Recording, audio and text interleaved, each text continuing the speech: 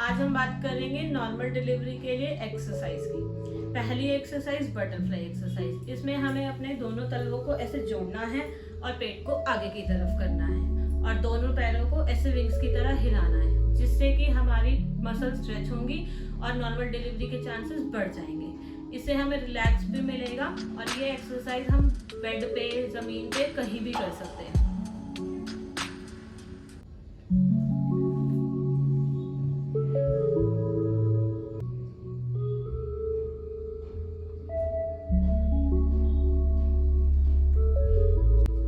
ये एक्सरसाइज हम 2 से 3 मिनट तक कर सकते हैं। इससे हमारी बॉडी को कोई नुकसान नहीं होगा, हमारी बॉडी स्ट्रेच होगी और नॉर्मल डिलीवरी के चांसेस बढ़ जाएंगे। अब हम करेंगे दूसरी एक्सरसाइज, जिसका नाम है डीप स्क्वाटिंग। डीप स्क्वाटिंग के लिए हमें अपने आप को ऐसे फ्लोर पे खड़े रखना है, खुद को ऐसे दीवार से सटा के रखना है। उसके बाद हमें अपनी बॉडी को धीरे धीरे नीचे की ओर स्ट्रेच करना है।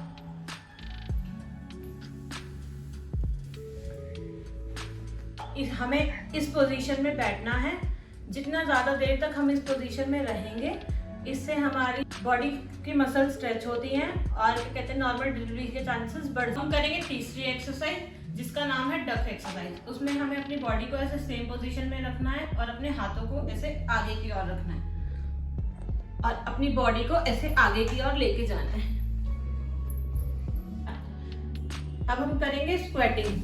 इसमें हमें अपनी बॉडी को ऐसे स्ट्रेच करना है और अपने बेबी बम को ऐसे होल्ड करके रखना है और उसके बाद ऐसे स्ट्रेच करना है, स्क्वेटिंग करनी है। 1 2 3, रिलैक्स।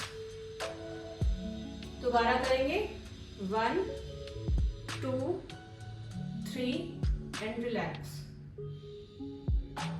इसके बाद सेम पोजीशन को हमें ऐसे 10 सेकंड्स के लिए होल्ड करके रखना है।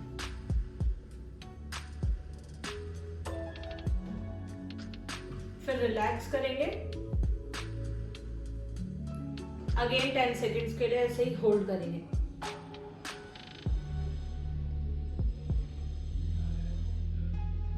रिलैक्स। इससे आपकी नीचे की मसल स्ट्रेच होंगी, जिससे कि आपके नॉर्मल डिलीवरी के चांसेस बढ़ जाएं। यह एक्सरसाइज आप दिन में 2 से 3 बार कर सकते हैं। 15 से 20 मिनट के लिए आप ये एक्सरसाइज कर सकते हो, लेकिन बाद खाना खाते ही इमीडिएटली ये एक्सरसाइज को ना करें। So keep exercising, stay healthy, try best for your normal delivery. Thank you. आज हम बात करेंगे आई पिल और एमटीपी पिल के बारे में। अधिकतर लोगों को इसी में ही कंफ्यूजन रहता है। आई पिल जो होती है ये इमरजेंसी कॉन्ट्रासेप्टिव पिल्स होती है और जो एमटीपी पिल होती है ये अबॉर्शन की पिल्स होती है। तो सबसे पहले हम बात करते हैं आई पिल के बारे में। ये आई पिल है, ये अलग अलग नाम से आपको मिल सकती है मार्केट में। इसमें हाई डोज ऑफ हार्मोन होता है। कौन सा हार्मोन होता है? लीवोनॉर्जेस्टेरॉल 1.5 mg। तो अगर हम इसे खोलें तो इसके अंदर से एक टैबलेट निकलेगी। इस टैबलेट का कलर अलग भी हो सकता है और कई बार ये टैबलेट 2 भी निकलती है। अगर 2 होंगी तो हर टैबलेट का जो अमाउंट है एमजी में वो होगा 0.75 मिलीग्राम और अगर एक टैबलेट होगी तो होगा 1.5 मिलीग्राम। इसको लिया जाता है अनप्रोटेक्टेड इंटरकोर्स के बाद। इसको मॉर्निंग आफ्टर पिल भी कहते हैं कि रात में अनप्रोटेक्टेड इंटरकोर्स, यानी आपने सेक्स किया पर कोई प्रोटेक्शन या प्रिकॉशन यूज नहीं की या फिर कॉन्डोम यूज किया और वो फट गया, आपको डर है प्रेगनेंसी नहीं आ जाए, तो आप मॉर्निंग में उठ के ये पिल खाते हैं, इसलिए इसका नाम मॉर्निंग आफ्टर पिल भी रखा हुआ है। लेकिन ऐसा नहीं होता है कि आपको ये मॉर्निंग में ही खानी होती है। आप इसको अनप्रोटेक्टेड सेक्स के 72 आवर्स के अंदर अंदर ले सकते हैं। जितना जल्दी आप लेंगे उतना इसका एफिकेसी ज्यादा रहेगा।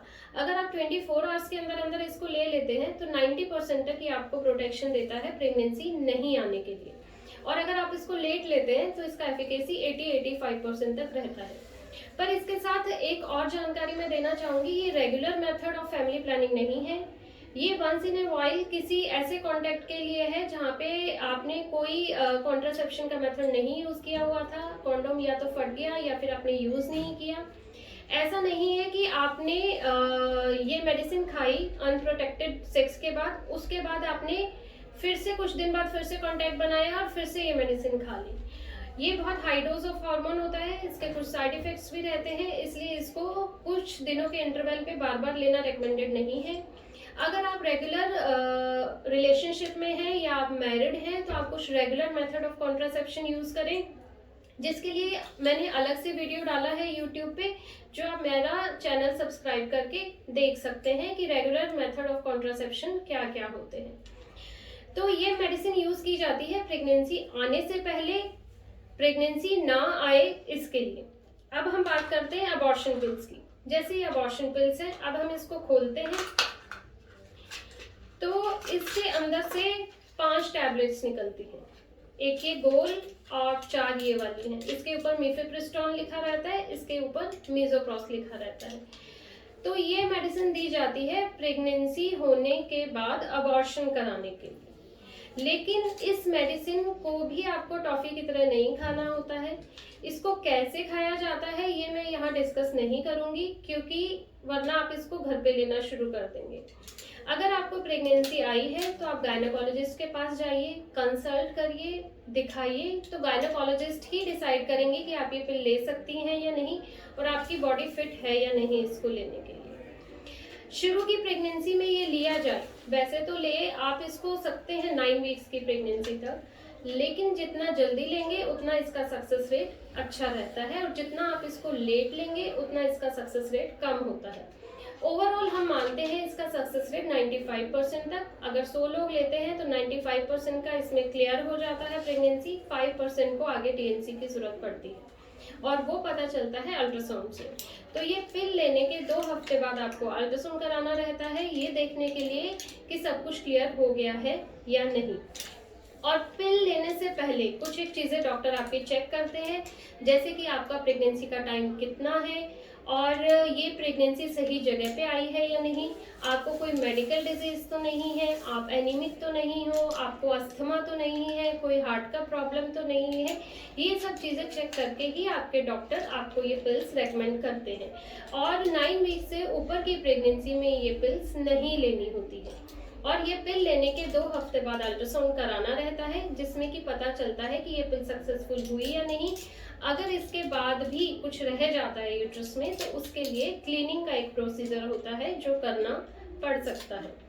जहाँ तक कॉस्ट की बात है, जो इमरजेंसी पिल होती है ये लगभग 100 रुपये के करीब आती है, और जो अबॉर्शन की 5 पिल्स होती हैं ये पत्ता आपको 300 से 400 रुपये के अंदर पड़ेगा रफली। तो ये हुआ एमटीपी पिल और आई पिल के बारे में। आई होप मैंने आपकी काफ़ी क्वेरी सॉल्व की होंगी। अगर आप और डिटेल में जानना चाहते हैं तो मेरा चैनल है यूट्यूब पे डॉक्टर पूनम मग्गो के नाम से, उसको सब्सक्राइब कर सकते हैं और इस वीडियो को लाइक और शेयर कर सकते हैं। Thank you. ट्विंस यानी जुड़वा बच्चे।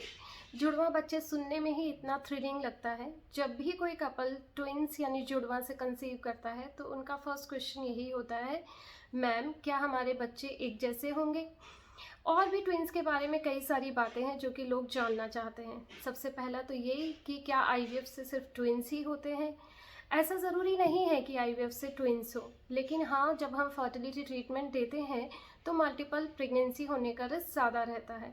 ऐसा क्यों होता है, इसके लिए आपको ये जानना ज़रूरी है कि हर फीमेल में महीने में एक ही एग रिलीज़ होता है, जिसकी वजह से एक ही बेबी बनता है। लेकिन जब हम बाहर से एग बनाने के लिए मेडिसिन देते हैं तो एक से ज़्यादा एग रिलीज़ हो जाते हैं, जिसकी वजह से आपको ट्विंस या मल्टीपल प्रेगनेंसी हो सकती है। इसी तरह से जब आईवीएफ किया जाता है तो उसमें एम्ब्रियो ट्रांसफ़र किया जाता है। एम्ब्रियो भ्रूण होता है जिससे आगे जाके बेबी बनेगा, लेकिन एम्ब्रियो आईवीएफ की सक्सेस बढ़ाने के लिए हम एक से ज़्यादा एम्ब्रियो ट्रांसफ़र करते हैं, जिसकी वजह से मल्टीपल प्रेगनेंसी का रिस्क ज़्यादा रहता है। लेकिन हमारी कोशिश रहती है कि ये रिस्क पेशेंट को कम फेस करना पड़े, इसीलिए जब हम ब्लास्ट ट्रांसफ़र करते हैं जो कि डे 5 एम्ब्रियो होता है, ज़्यादा अच्छी क्वालिटी का माना जाता है, तो हम एक ही ट्रांसफ़र करते हैं। डे 3 एम्ब्रियो हम 2 या 3 ट्रांसफ़र करते हैं। लेकिन अगर एक से ज़्यादा एम्ब्रियो ग्रो कर जाते हैं तो फिर आपको ट्विन या ट्रिपलेट प्रेगनेंसी भी हो सकता है। ट्रिपलेट प्रेगनेंसी में हालांकि पेशेंट के पास ये ऑप्शन रहता है कि वो एक फीटस को रिड्यूस करा सकते हैं। तो हम क्यों नहीं चाहते कि ट्विन या ट्रिपलेट प्रेगनेंसी हो, क्योंकि मल्टीपल प्रेगनेंसी में देखो बेबी तो 2 मिलते हैं, लेकिन उसके साथ ट्रबल और कॉम्प्लिकेशन का पैकेज भी डबल रहता है। Medically speaking multiple pregnancy high risk में आता है, जिसकी की कॉम्प्लिकेशंस ज़्यादा रहती हैं। इसीलिए हमारी कोशिश रहती है कि हम सिंगल प्रेगनेंसी ही आपको दें। लेकिन कुछ फैमिलीज़ में जेनेटिकली भी रन करता है और कुछ फीमेल्स की टेंडेंसी रहती है ट्विंस होने की, क्योंकि उनके साइकिल में एक से ज़्यादा एग रिलीज़ हो जाते हैं। इसीलिए बिना ट्रीटमेंट के भी लोगों को ट्विन प्रेगनेंसी हो जाती है और कई बार उससे ज़्यादा भी देखी गई है। अब नेक्स्ट क्वेश्चन जो कि सब लोग पूछते हैं कि क्या हमारे बच्चे एक जैसे होंगे? अगर आपकी प्रेगनेंसी अलग अलग एग रिलीज होने से हुई है या 2 डिफरेंट एम्ब्रियो ट्रांसफ़र करने की वजह से हुई है, तो वो बच्चे देखने में अलग अलग होंगे। तो दोनों बच्चे देखने में एक जैसे कब होते हैं? जब वो एक ही फर्टिलाइज्ड एग से बनते हैं। हाँ, ये सच है, कई बार फर्टिलाइज्ड एग डिवाइड होके 2 में कन्वर्ट होता है और उसकी वजह से होते हैं आइडेंटिकल ट्विंस, यानी मोनोजाइगोटिक, यानी कि वो दोनों देखने में बिल्कुल एक जैसे होंगे। आज हम बात करेंगे कि फीमेल्स में सेक्स ड्राइव कम क्यों होती है, क्योंकि एज ए गायनोकोलॉजिस्ट मेरे पास बहुत सारी ऐसी फीमेल पेशेंट्स आती हैं जिनका ये कंसर्न रहता है कि उनकी सेक्स ड्राइव कम है या फिर उनको ऐसा लगता है और वो चाहती हैं कोई ऐसा पिल या मेडिकेशन हो जो सेक्स ड्राइव बढ़ाने के लिए दिया जा सके। तो ये बहुत सेंसिटिव टॉपिक है। जो मेल्स हैं उनका मेन हार्मोन रहता है टेस्टोस्टेरोन और जो फीमेल्स हैं उनका हार्मोन रहता है एस्ट्रोजन एंड प्रोजेस्टेरोन। मेल के कंपैरिजन में फीमेल में हार्मोन्स के फ्लक्चुएशंस ज़्यादा आते हैं, साइक्लिकल हार्मोन्स रहते हैं जिसकी वजह से पीरियड आता है, फिर उसके बाद में एस्ट्रोजन बढ़ना शुरू होता है, पीक आता है, फिर प्रोजेस्टेरोन आता है। ये सारा साइकिल मैं अपने एक अलग वीडियो में पहले से डिस्कस कर चुकी हूँ, जो कि आप सब्सक्राइब करके देख सकते हैं, इसलिए मैं डिटेल में अभी यहाँ डिस्कस नहीं करूँगी। तो ऐसा हो सकता है कि फीमेल में हार्मोन्स का जो इतना फ्लक्चुएशन होता है तो किसी स्टेज पे उनकी सेक्स ड्राइव ज़्यादा होती है और किसी पे कम होती हो, जो कि मेल्स में क्योंकि ये फ्लक्चुएशन कम होता है तो उनकी एक रेगुलर सेक्स ड्राइव पूरे साइकिल में या पूरे मंथ में रहती है। वहीं फीमेल्स की ये वेरी करती है, कम ज़्यादा होती रहती है, पर ऐसा कुछ नहीं है कि फीमेल की कम होती है और मेल की ज़्यादा होती है। जो सेक्स ड्राइव है जो हार्मोन से रिलेटेड होती है और हार्मोन सारे सिक्रीट होते हैं ब्रेन से। जो इनका कंट्रोलिंग सेंटर मास्टरमाइंड होता है वो ब्रेन होता है। ब्रेन से कुछ रेगुलेटिंग हार्मोन रिलीज होते हैं जो कि हमारी बॉडी के एस्ट्रोजन, प्रोजेस्टेरोन या मेल है तो टेस्टोस्टेरोन को कंट्रोल करते हैं। अगर आप स्ट्रेस में हैं तो आपका हाइपोथैलेमस पे वो इफेक्ट डालता है जो कि ब्रेन का एक पार्ट होता है, उससे सारे रेगुलेटिंग हार्मोन ब्लॉक हो जाते हैं। ये जो रेगुलेटिंग हार्मोन्स होते हैं इनका पल्सेटाइल रिलीज होता है। ऐसा नहीं है कि एक fix amount per day release होता हो, पल्सेस में ये रिलीज होता है जिसकी वजह से आगे ओवरी को या टेस्टिस को सिग्नल मिलता है हार्मोन बनाने का। लेकिन आप स्ट्रेस में हैं, आप काम से ओवरबर्डन्ड हैं, आप किसी चीज़ के बारे में इतना ऑक्यूपाइड हैं कि आप दूसरी चीज़ों के बारे में नहीं सोच पा रहे, तो उस सिचुएशन में आपका ये जो सर्केडियन रिदम है ये डिस्टर्ब हो जाता है और आपकी सेक्स ड्राइव कम हो जाती है, चाहे आप मेल हो चाहे आप फीमेल हो। इसके अलावा एज का हमारी बॉडी हार्मोन और सेक्स ड्राइव से बहुत ज़्यादा प्रभाव है या रिलेशन है आप कह सकते हैं। यंग एज में सेक्स ड्राइव बहुत अच्छी होती है और लेटर एज में ये सेक्स ड्राइव कम हो जाती है, चाहे आप मेल हैं चाहे आप फीमेल। लेकिन फीमेल में ये चेंज थोड़ा जल्दी आ जाता है मेल के कंपैरिजन में, क्योंकि फीमेल्स का मीनोपॉज होता है जो कि मेल्स का एक तरह से नहीं होता है। तो मीनोपॉज होने के बाद एक ड्रास्टिक डिक्रीज होता है सेक्स ड्राइव के अंदर। और फीमेल में एज के साथ साथ यंग एज में जैसा मैंने बताया सेक्स ड्राइव अच्छी होती है, लेकिन फीमेल के ऊपर बच्चों की शादी की बहुत सारी रिस्पॉन्सिबिलिटीज़ रहती हैं जिसके अंदर की वो ऑक्यूपाइड रहती हैं। डिलीवरी के प्रोसेस से उनको निकलना पड़ता है। डिलीवरी में अलग तरह के हार्मोन्स होते हैं, ब्रेस्ट फीडिंग में अलग तरह के हार्मोन्स होते हैं, उसके साथ बच्चे की केयर और उस सब में कहीं ना कहीं सेक्स ड्राइव थोड़ी सप्रेस्ड हो जाती है। मेल को चूंकि बच्चे को संभालने का, जन्म देने का ये सब काम नहीं रहता है, तो मेल्स में वो थोड़े ही ज़्यादा मेंटेन्ड रहती है। अब हम बात करेंगे कि ये तो पॉइंट हो गए कि ऐसा होता है, लेकिन अब हम उन पॉइंट्स की बात करेंगे जिनको कि आप इम्प्रूव कर सकते हैं अपनी सेक्स ड्राइव बढ़ाने के लिए। फर्स्ट तो आप स्ट्रेस से दूर रहिए, अपने काम को जितना हो सके कम करने की कोशिश कीजिए। अगर आप बहुत ज़्यादा टाइम काम में, ट्रैवलिंग में, गैजेट्स में बिताते हैं तो उसको थोड़ा शॉर्टन कीजिए। ये भी देखा गया है कि गैजेट्स आने के बाद लोग अपने स्पेयर टाइम में गैजेट्स में ज़्यादा ऑक्यूपाइड रहते हैं, इसकी वजह से भी सेक्स ड्राइव कम होता है। मोबाइल और लैपटॉप से ऐसी किरणें निकलती हैं जो कि आपके मेलाटोनिन को इफेक्ट करती हैं, जिसकी वजह से भी सेक्स ड्राइव कम होता है। तो आपको अपना स्क्रीन टाइम कम करना है, मोबाइल कम करना है, आपको अपने पार्टनर के साथ ज़्यादा टाइम स्पेंड करना है, जितना आप साथ में बैठोगे। ऐसा कहते हैं साथ बैठने से, एक दूसरे को टच करने से भी ऐसे हार्मोन्स रिलीज होते हैं जो आपकी सेक्स ड्राइव बढ़ाते हैं। फीमेल की जो सेक्स डिजायर होती है वो काफ़ी उसके इमोशन से रिलेटेड होती है। ये एक थोड़ा डिफरेंस रहता है मेल और फीमेल में।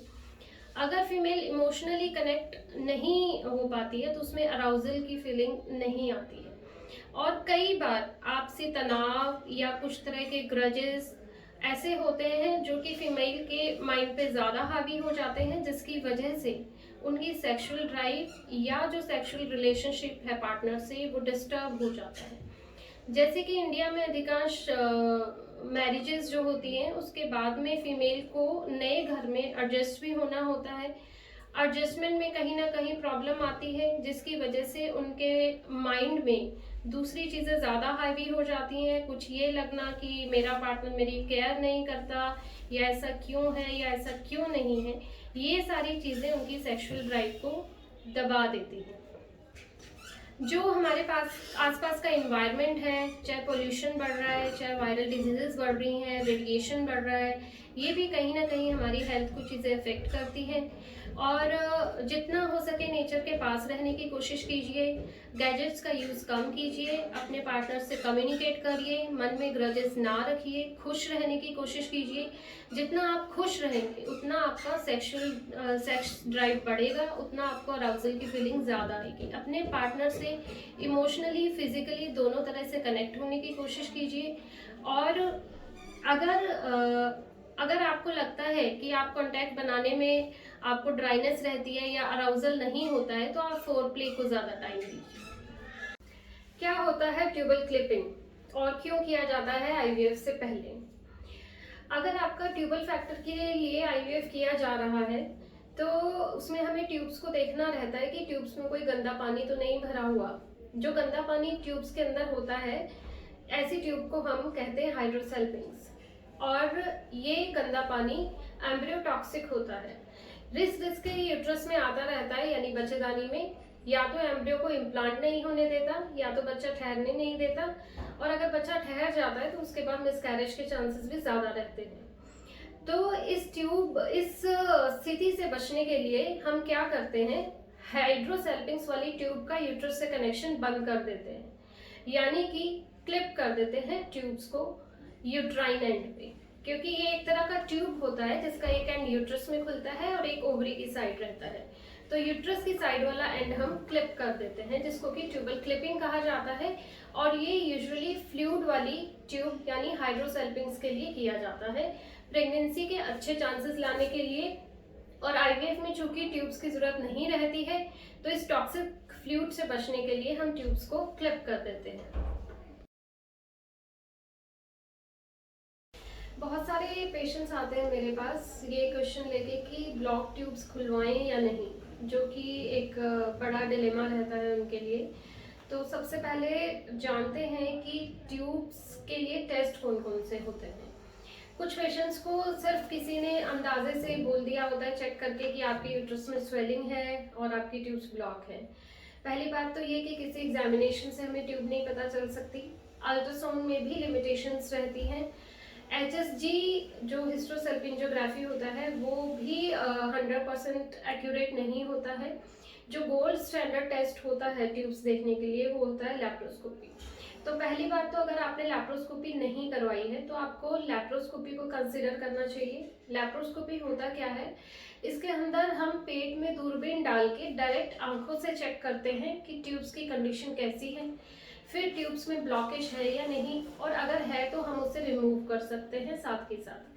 अगर ऐसा है कि ट्यूब बहुत ज़्यादा डैमेज है तो वो भी हमें लैप्रोस्कोपी से पता चल जाता है। उस केस में हम पेशेंट को एडवाइस कर देते हैं कि आपकी ट्यूब्स ठीक होने लायक नहीं है और आप आईवीएफ के लिए जा सकते हैं। अगर कोई इन्फेक्शन है तो वो भी साथ में डायग्नोस हो सकता है, उसको भी हम ट्रीट कर सकते हैं लैप्रोस्कोपी के बाद में। तो ये लैप्रोस्कोपी के एडवांटेजेस रहते हैं। पर अगर पेशेंट एचएसजी में फॉर एग्जांपल ट्यूबल ब्लॉकेज लेके आया है तो वो ये जानना चाहता है कि क्या ये मेरा लैप्रोस्कोपी में खुल जाएगा या फिर मैं आईवीएफ के लिए जाऊँ। एक तो अगर आपका एज कम है, यंग एज है, तो आई विल सजेस्ट कि आप पहले लैप्रोस्कोपी के लिए जाओ, क्योंकि हो सकता है लैप्रोस्कोपी में आपकी ट्यूब्स खुल जाए या बाद में मेडिकेशंस पे रखने पे आपकी ट्यूब्स हील हो जाए अगर डैमेज है। 6 महीने का टाइम हम आपको देते हैं अपने आप से कंसीव करने के लिए। अगर 6 महीने में भी कंसीव नहीं होता है लैप्रोस्कोपी के बाद तो उसके बाद आप आईवीएफ के लिए जा सकते हैं। दूसरा, पेशेंट अगर आपकी एज ज़्यादा है तो डेफिनेटली आपको आईवीएफ में सक्सेस के चांसेस ज़्यादा मिलेंगे, क्योंकि अब आपके 2 फैक्टर हो गए हैं, एक तो ट्यूब और एक एज फैक्टर। तो यदि आपकी एचएसजी में ट्यूबल ब्लॉकेज है और साथ में कोई दूसरा फैक्टर भी है, जैसे एज रिलेटेड है, हस्बैंड का कोई फैक्टर है या कोई और, तो आईवीएफ आपको बेटर रिजल्ट देगा। लेकिन अगर आप यंग है, फिट है और कोई और साथ में कॉज नहीं है तो आप पहले लैप्रोस्कोपी के लिए जाइए, 6 महीने वेट कीजिए, उसके बाद आईवीएफ के लिए आप कभी भी जा सकते हैं। प्रेगनेंसी का मैक्सिमम चांस रहता है अगर आपका कांटेक्ट बनता है ओव्यूलेशन यानी एग रिलीज के दिनों में। हर महिला में महीने में 1 एग बनता है जो कि पीरियड के फर्स्ट डे से बनना शुरू होता है। पीरियड के फर्स्ट डे को हम डे 1 काउंट करते हैं। 10-12 दिन लगते हैं इस एग को मैच्योर होने में। उसके बाद ये एग रिलीज होता है पीरियड के 13 या 14 डे पे। इस टाइम के आसपास कांटेक्ट अगर बना हो तो पेशेंट को 14 दिन बाद प्रेगनेंसी पॉजिटिव आ सकती है, और अगर प्रेगनेंसी नहीं आती है तो 14 दिनों के बाद पीरियड आ जाता है और फिर से वही एग बनने का प्रोसेस शुरू हो जाता है। तो अगर आपका 28 दिन में पीरियड आता है तो आपके डे 11, 12, 13 और 14 मैक्सिमम फर्टाइल डेज होते हैं। लेकिन 1-2 दिन आगे पीछे पीरियड होना नॉर्मल है, इसीलिए हम डे 11 टू डे 19 का टाइम फर्टाइल डेज में इंक्लूड करते हैं। अगर आपका पीरियड 28, 30 या 27-26 दिनों में भी आता है तो अब आपको इन दिनों का ये तो रफ आइडिया हो गया। इसके अलावा आप किन किन चीज़ों से इसका पता लगा सकते हैं। आप अपने मोबाइल में एक ऐप डाउनलोड कर सकते हैं, फर्टाइल पीरियड कैलकुलेटर ऐप। इसमें अगर आप अपना लास्ट मेंस्ट्रुअल पीरियड डालेंगे तो ये आपका फर्टाइल पीरियड शो करेगा आपके पिछले 3 महीनों के ड्यूरेशन के हिसाब से। और इसके अलावा पेशेंट को कुछ सिम्टम्स फील हो सकते हैं, जैसे कि वेजाइनल डिस्चार्ज बढ़ जाता है और ज़्यादा थिन हो जाता है, आपका लिबिडो इंक्रीज हो सकता है, और इसके अलावा आपको पेल्विक एरिया में पेन महसूस हो सकता है राइट या लेफ्ट साइड में। इसके अलावा मार्केट में एलएच सर्च किट्स भी अवेलेबल हैं जो ओव्यूलेशन का टाइम प्रिडिक्ट करती है, और फॉलिकुलर मॉनिटरिंग के थ्रू हम आपको एग्जैक्टली अल्ट्रासाउंड में देख के बता सकते हैं कि आपका एग कब रिलीज होने वाला है और आप कब हस्बैंड से कॉन्टैक्ट बना सकती हैं। तो ये तो हो गया हमारा ओव्यूलेशन का साइकिल। एक मेंस्ट्रुअल साइकिल में 1 एग रिलीज होता है और उस टाइम के आसपास कॉन्टैक्ट बनाने से आपके प्रेग्नेंट होने के चांसेस बढ़ जाते हैं, लेकिन ये चांस 25 to 30% ही होता है, क्योंकि कोई भी फर्टाइल पीरियड हर महीने प्रेग्नेंट नहीं होता है। ये चांस कॉन्टैक्ट बनने के बाद आप ये ना समझें कि 100% प्रेगनेंसी आएगी ही आएगी। वो नेचर के ऊपर है कि आपका प्रेगनेंसी टेस्ट पॉजिटिव आता है या नहीं आता है। हर महिला के पीरियड्स रेगुलर नहीं होते हैं। अगर आपके साइकिल इरेगुलर है तो ये शो करता है कि आपका जो एग है वो टाइम से रिलीज नहीं हो रहा है। अगर आपके पीरियड रेगुलर है पर डिलेड है, इट शोज कि आपका एग डिलेड देर से रिलीज होता है। पीसीओएस में ये देखा गया है कि एग जनरली लेट रिलीज होता है या रिलीज नहीं होता है, इसीलिए पीरियड्स इरेगुलर रहते हैं, इसलिए ऐसे पेशेंट को कंसीव होने में थोड़ा बहुत प्रॉब्लम होता है। लेकिन अच्छी चीज़ ये है कि एग को रिलीज करने के लिए, एग को बढ़ाने के लिए मेडिसिन भी आती हैं और इंजेक्शंस भी आते हैं, जिसके थ्रू की पेशेंट को प्रेग्नेंट कराया जा सकता है। कैसे करें आईवीएफ सेंटर का चुनाव? ये बहुत ही इम्पॉर्टेंट चीज़ है कि आप अपना ट्रीटमेंट कहाँ से लें। सबसे पहले तो आपको ऐसा आईवीएफ सेंटर, या मैं कहूँ आईवीएफ भी नहीं, ऐसा सेंटर चूज करना चाहिए जहाँ आईवीएफ के अलावा दूसरे इनफर्टिलिटी ट्रीटमेंट भी होते हैं। हो सकता है आपको आईवीएफ की ज़रूरत ही ना हो, तो complete infertility, fertility, IVF and maternity centre हो तो बेहतर है, क्योंकि आपको ट्रीटमेंट के बाद प्रेगनेंसी होगी और मैटरनिटी केयर भी अगर आपको वहीं पे मिल जाए तो आपके लिए ज़्यादा अच्छा रहेगा। सबसे पहले इसमें आता है डॉक्टर। तो डॉक्टर ऐसा होना चाहिए जिसपे कि आप ट्रस्ट कर पाएँ और जो आपसे फेस टू फेस फेयर बात करें, आपको सारी पॉजिटिव और नेगेटिव चीज़ें अनबायस्ड और फेयर तरीके से समझाए, जिससे आपको एग्जैक्ट आइडिया हो आपके सक्सेस के कितने चांसेस है, आपको कितना टाइम लगेगा, आपके ट्रीटमेंट में समय और खर्चा पैसों का है वो लगभग कितना पड़ेगा। दूसरा चीज़ आता है हॉस्पिटल। हॉस्पिटल ऐसा होना चाहिए जहाँ की आपको 24 आवर्स इमरजेंसी की फैसिलिटी हो, अगर आपको दिन में रात में कभी भी कोई दिक्कत हो जाए। बैकअप होना चाहिए आईसीयू का। इसके अलावा ब्लड बैंक भी हो तो बहुत अच्छा है, ताकि किसी भी कॉम्प्लिकेशन या इमरजेंसी के लिए आपको हर तरह की फैसिलिटी वहीं मिल जाए। और नेक्स्ट कंपोनेंट आता है फाइनेंस का, जो कि आपके लिए कॉस्ट इफेक्टिव हो। और इसके लिए बहुत ज़रूरी है कि आप पहले ही बात कर लें कि आपका टोटल खर्च कितना आएगा। कोई हिडन चार्जेस नहीं होने चाहिए और आपको रिटर्न में मिल जाए तो सबसे अच्छा है, ताकि आने वाले टाइम में आपको किसी तरह की कोई किचकिच ना करनी पड़ी। इसके अलावा आप मैटरनिटी का खर्चा भी इंक्लूड करके चलें। अधिकतर आपको आईवीएफ का आइडिया तो दे दिया जाता है या दूसरे इनफर्टिलिटी ट्रीटमेंट का, क्योंकि आईवीएफ में पैसा काफ़ी ज़्यादा लगता है, लेकिन उसके बाद जो मैटरनिटी का खर्चा है वो भी आपको पता होना चाहिए और दोनों को मिला के फिर आप उस तरह से एस्टिमेट लेके चलें। इसके अलावा खर्चे में आपको, अगर आप बाहर से आ रहे हैं तो आपको आपका आवागमन का जो खर्चा लगेगा, अगर आप कहीं रह के आईवीएफ करा रहे हैं तो वहाँ रहने में कितना आपका एक्सपेंस आएगा वो भी आपको इंक्लूड करके चलना है। चौथा आता है डिस्टेंस, क्योंकि आईवीएफ में या किसी भी इनफर्टिलिटी ट्रीटमेंट में आपको बार बार आना जाना रहता है, तो आपके घर के पास हो तो ज़्यादा अच्छा है। लेकिन अगर आपके पसंद के डॉक्टर या हॉस्पिटल कहीं दूर है तो उसमें आपको देखना रहेगा कि आपको कितनी विजिट्स में जाना रहेगा और आपके लिए वहाँ जाना कितना फिजिबल है। और दूसरा, अगर आप वहीं रह के आईवीएफ कराते हैं या दूसरा ट्रीटमेंट लेते हैं तो आपके वहाँ रहने की फैसिलिटी है या नहीं है। डॉक्टर से जुड़ी हुई एक चीज़ और ये भी है कि कई सारे आईवीएफ कंसीव होते हैं पर वो मिसकैरेजेस में कन्वर्ट हो जाते हैं, क्योंकि पेशेंट शटल करता है इनफर्टिलिटी आईवीएफ सेंटर और मैटरनिटी सेंटर के बीच में।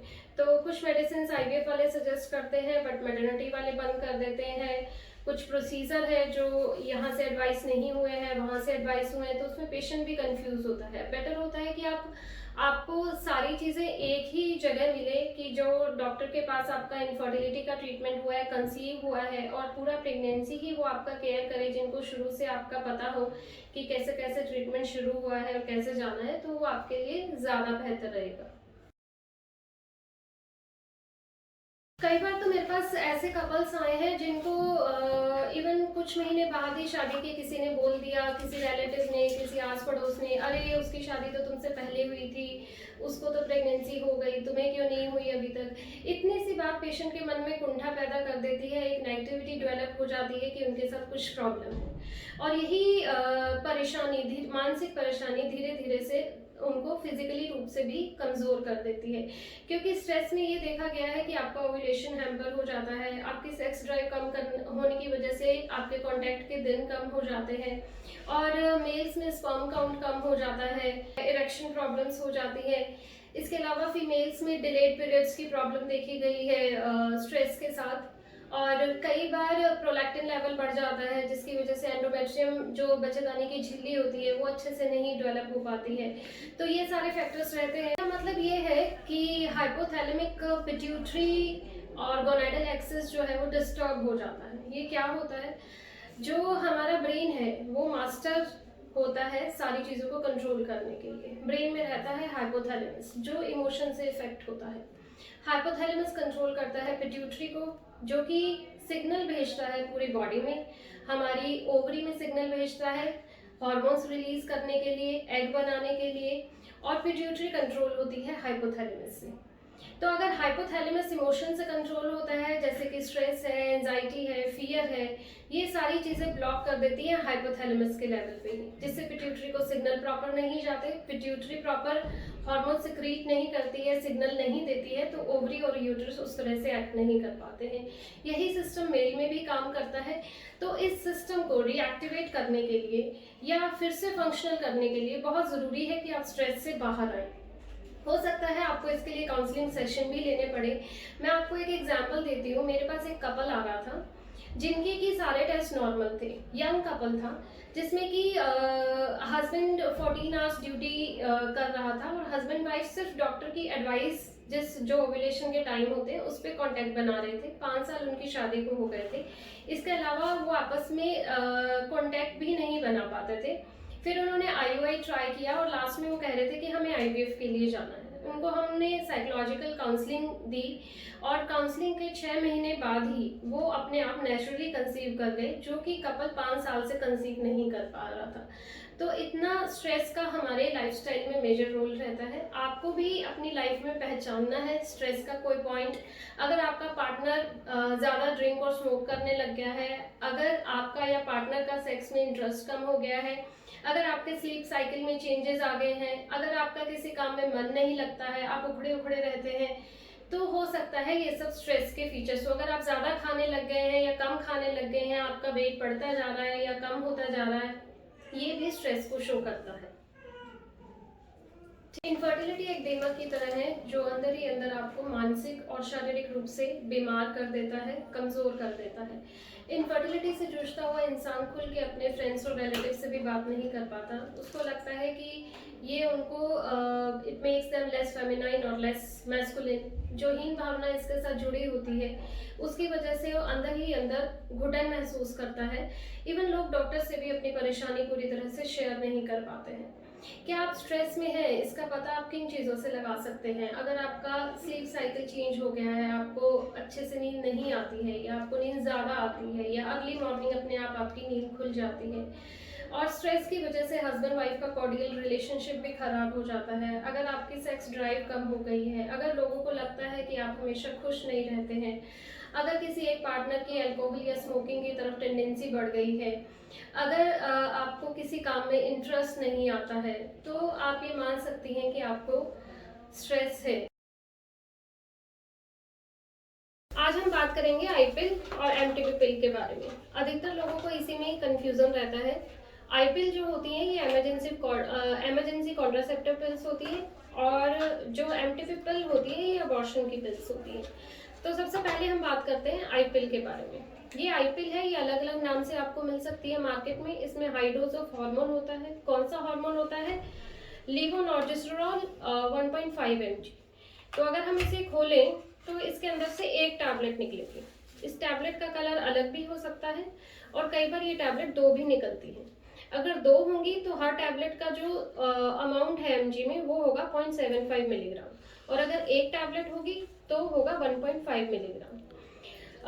इसको लिया जाता है अनप्रोटेक्टेड इंटरकोर्स के बाद। इसको मॉर्निंग आफ्टर पिल भी कहते हैं कि रात में अनप्रोटेक्टेड इंटरकोर्स, यानी आपने सेक्स किया पर कोई प्रोटेक्शन या प्रिकॉशन यूज नहीं की, या फिर कॉन्डोम यूज किया और वो फट गया, आपको डर है प्रेगनेंसी नहीं आ जाए, तो आप मॉर्निंग में उठ के ये पिल खाते हैं, इसलिए इसका नाम मॉर्निंग आफ्टर पिल भी रखा हुआ है। लेकिन ऐसा नहीं होता है कि आपको ये मॉर्निंग में ही खानी होती है। आप इसको अनप्रोटेक्टेड सेक्स के 72 आवर्स के अंदर अंदर ले सकते हैं। जितना जल्दी आप लेंगे उतना इसका एफिकेसी ज़्यादा रहेगा। अगर आप 24 आवर्स के अंदर अंदर इसको ले लेते हैं तो 90% तक ये आपको प्रोटेक्शन देता है प्रेगनेंसी नहीं आने के लिए, और अगर आप इसको लेट लेते हैं तो इसका एफिकेसी 80-85% तक रहता है। पर इसके साथ एक और जानकारी मैं देना चाहूँगी, ये regular method of family planning नहीं है। ये वंस इन ए वाइल किसी ऐसे कॉन्टेक्ट के लिए है जहाँ पे आपने कोई कॉन्ट्रासेप्शन का मेथड नहीं यूज़ किया हुआ था, कॉन्डोम या तो फट गया या फिर आपने यूज़ नहीं किया। ऐसा नहीं है कि आपने ये मेडिसिन खाई अनप्रोटेक्टेड सेक्स के बाद, उसके बाद आपने फिर से कुछ दिन बाद फिर से कांटेक्ट बनाया और फिर से ये मेडिसिन खा ली। ये बहुत हाई डोज ऑफ हार्मोन होता है, इसके कुछ साइड इफेक्ट्स भी रहते हैं, इसलिए इसको कुछ दिनों के इंटरवल पे बार बार लेना रिकमेंडेड नहीं है। अगर आप रेगुलर रिलेशनशिप में हैं या आप मैरिड हैं तो आप कुछ regular method of contraception use करें, जिसके लिए मैंने अलग से वीडियो डाला है यूट्यूब पे, जो आप मेरा चैनल सब्सक्राइब करके देख सकते हैं कि रेगुलर मेथड ऑफ कॉन्ट्रासेप्शन क्या क्या होते हैं। तो ये मेडिसिन यूज़ की जाती है प्रेगनेंसी आने से पहले, प्रेगनेंसी ना आए इसके लिए। अब हम बात करते हैं अबॉर्शन पिल्स की। जैसे ये अबॉर्शन पिल्स है, अब हम इसको खोलते हैं तो इसके अंदर से 5 टैबलेट्स निकलती हैं, एक ये गोल और 4 ये वाली हैं। इसके ऊपर मिफेप्रिस्टोन लिखा रहता है, इसके ऊपर मिजोप्रॉस लिखा रहता है। तो ये मेडिसिन दी जाती है प्रेगनेंसी होने के बाद अबॉर्शन कराने के लिए। लेकिन इस मेडिसिन को भी आपको टॉफी की तरह नहीं खाना होता है। इसको कैसे खाया जाता है ये मैं यहाँ डिस्कस नहीं करूँगी, क्योंकि वरना आप इसको घर पे लेना शुरू कर देंगे। अगर आपको प्रेगनेंसी आई है तो आप गायनेकोलॉजिस्ट के पास जाइए, कंसल्ट करिए, दिखाइए। तो गायनेकोलॉजिस्ट ही डिसाइड करेंगे कि आप ये पिल ले सकती हैं या नहीं, और आपकी बॉडी फिट है या नहीं इसको लेने के लिए। शुरू की प्रेगनेंसी में ये लिया जाए, वैसे तो ले आप इसको सकते हैं 9 वीक्स की प्रेगनेंसी तक, लेकिन जितना जल्दी लेंगे उतना इसका सक्सेस रेट अच्छा रहता है, और जितना आप इसको लेट लेंगे उतना इसका सक्सेस रेट कम होता है। ओवरऑल हम मानते हैं इसका सक्सेस रेट 95% तक। अगर 100 लोग लेते हैं तो 95% का इसमें क्लियर हो जाता है प्रेगनेंसी, 5% को आगे टीएनसी की जरूरत पड़ती है, और वो पता चलता है अल्ट्रासाउंड से। तो ये पिल लेने के 2 हफ्ते बाद आपको अल्ट्रासाउंड कराना रहता है, ये देखने के लिए कि सब कुछ क्लियर हो गया है या नहीं। और पिल लेने से पहले कुछ एक चीज़ें डॉक्टर आपके चेक करते हैं, जैसे कि आपका प्रेगनेंसी का टाइम कितना है, और ये प्रेगनेंसी सही जगह पे आई है या नहीं, आपको कोई मेडिकल डिजीज तो नहीं है, आप एनीमिक तो नहीं हो, आपको अस्थमा तो नहीं है, कोई हार्ट का प्रॉब्लम तो नहीं है। ये सब चीज़ें चेक करके ही आपके डॉक्टर आपको ये पिल्स रेकमेंड करते हैं। और 9 वीक से ऊपर की प्रेगनेंसी में ये पिल्स नहीं लेनी होती है। और ये पिल लेने के 2 हफ्ते बाद अल्ट्रासाउंड कराना रहता है, जिसमें कि पता चलता है कि ये पिल सक्सेसफुल हुई या नहीं। अगर इसके बाद भी कुछ रह जाता है यूट्रस में, तो उसके लिए क्लीनिंग का एक प्रोसीजर होता है जो करना पड़ सकता है। जहाँ तक कॉस्ट की बात है, जो इमरजेंसी पिल होती है ये लगभग 100 रुपये के करीब आती है, और जो अबॉर्शन की 5 पिल्स होती हैं ये पत्ता आपको 300 से 400 रुपये के अंदर पड़ेगा रफली। तो ये हुआ एमटीपी पिल और आई पिल के बारे में। आई होप मैंने आपकी काफ़ी क्वेरी सॉल्व की होंगी। अगर आप और डिटेल में जानना चाहते हैं तो मेरा चैनल है यूट्यूब पे डॉक्टर पूनम मग्गो के नाम से, उसको सब्सक्राइब कर सकते हैं और इस वीडियो को लाइक और शेयर कर सकते हैं। Thank you. आज हम सीखेंगे कि यूपीटी यानी यूरिन प्रेगनेंसी टेस्ट कैसे किया जाता है। ये बहुत ही सरल सा टेस्ट है जो आप घर में कर सकती हैं। ये यूरिन से किया जाता है और प्रेगनेंसी को चेक करने के लिए किया जाता है कि आप प्रेग्नेंट है या नहीं है। अलग अलग नाम से यूपीटी की किट मार्केट में अवेलेबल है। 50-100 रुपये की ये किट आ जाती है। जैसे ये यूपीटी किट है, ये प्रेगा न्यूज़ के नाम से भी आती है। तो सबसे पहले आपको इस किट को लेके खोलना रहेगा। अगर एक चीज़ और मैं बता दूं, वैसे तो आप ये टेस्ट किसी भी टाइम कर सकती हैं, पर अगर मॉर्निंग में फर्स्ट यूरिन से करती हैं तो उसमें जो इसकी एक्यूरेसी होती है वो हाई रहती है। ये यहाँ पे इसको फाड़ने के लिए निशान बना रहता है। यहाँ से अगर आप इसको फाड़ते हैं तो अंदर से देखिए क्या निकलेगा इसमें। इस तरह की एक कट निकलेगी जिसके अंदर की एक राउंड सा स्लॉट रहता है यूरिन की ड्रॉप्स डालने के लिए, और ये रहता है जिससे कि हम टेस्ट को रीड करते हैं। तो यूरिन आप किसी कंटेनर में ले सकते हैं, या फिर जिसमें से आपने ये किट निकाला है इसके अंदर आप, इसमें आपका यूरिन है। ड्रॉपर की सहायता से या मदद से आपको इसमें से यूरिन लेना है। आपको पहले इसको स्क्वीज करना है, फिर आप उसको अंदर डालेंगे और उसको ड्रॉपर को आपको धीरे धीरे रिलीज करना है, तो इसके अंदर यूरिन आ जाएगा। अब जो इसमें राउंड वाला स्लॉट है उसके अंदर आप 4 ड्रॉप, गोल वाले स्लॉट में आप 4 ड्रॉप्स डालेंगे यूरिन की। 2, 3, 4। यहाँ पे आपको रीड करना है, और रीड करने के लिए 5 मिनट्स आपको वेट करना है। पूरा यूरिन जो है ये रिस्क यहाँ तक आएगा। जैसा कि आप देख पा रहे होंगे इसमें अभी आपको एक लाइन दिखाई दे रही है,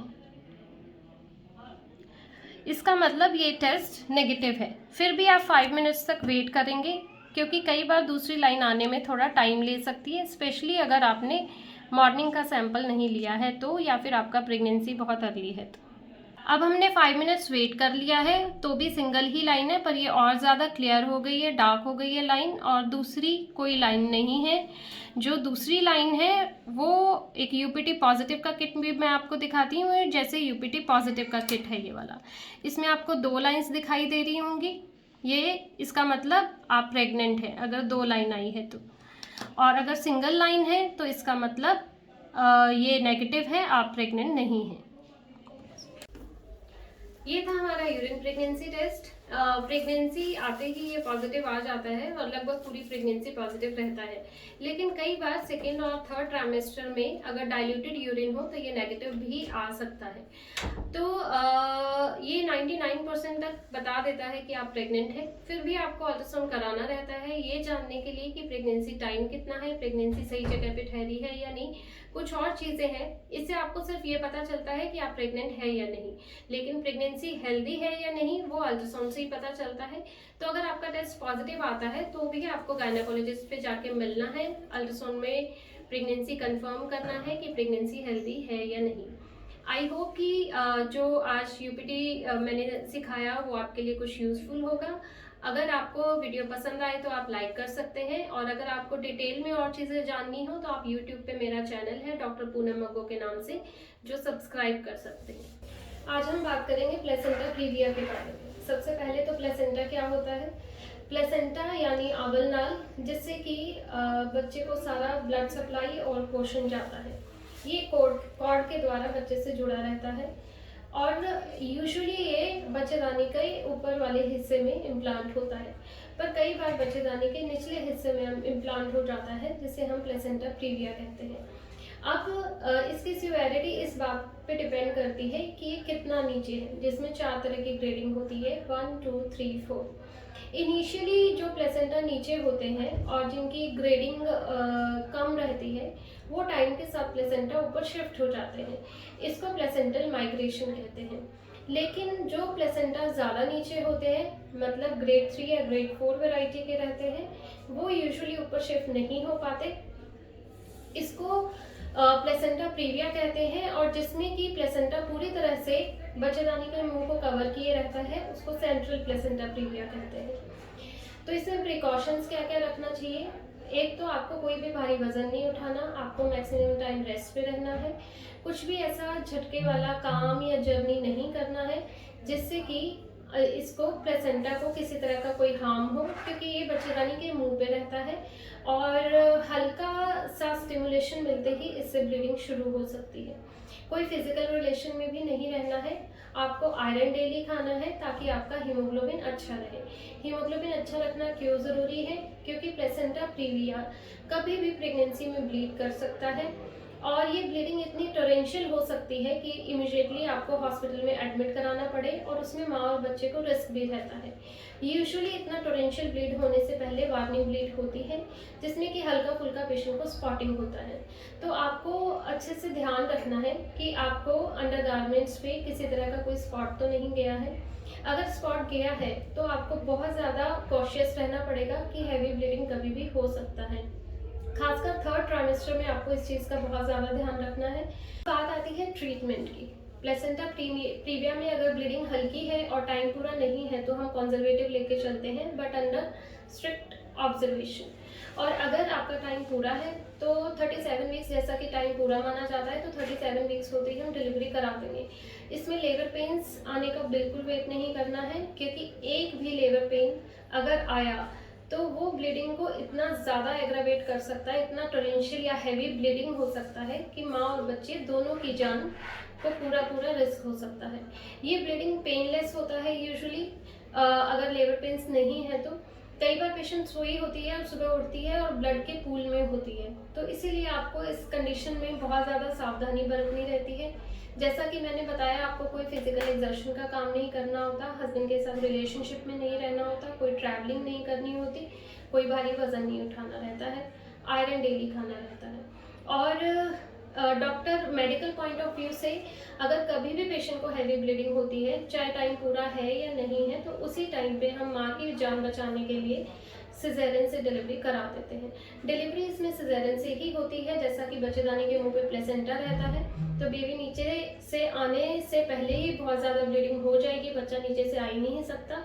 इसका अगर प्लेसेंटा पूरी तरह से नीचे है तो उसका 100% ट्रीटमेंट सिजेरियन डिलीवरी ही होता है। अगर प्लेसेंटा शिफ्ट हो गया है तो उस केस में, अगर बच्चेदानी के मुंह को छोड़ चुका है, शिफ्ट हो गया, तो उस केस में हम नॉर्मल डिलीवरी के लिए ट्राई कर सकते हैं। इसके लिए आपको डॉक्टर से कंसल्ट करना रहेगा और डॉक्टर भी अपनी तरफ से ऐसे केसेस में बहुत एहतियात बरतते हैं। बहुत सारे पेशेंट्स को ये भ्रम रहता है कि जो स्पाइनल एनेस्थीसिया उन्हें लगा था उसके बाद से उनकी पीठ में दर्द रहने लग गया है।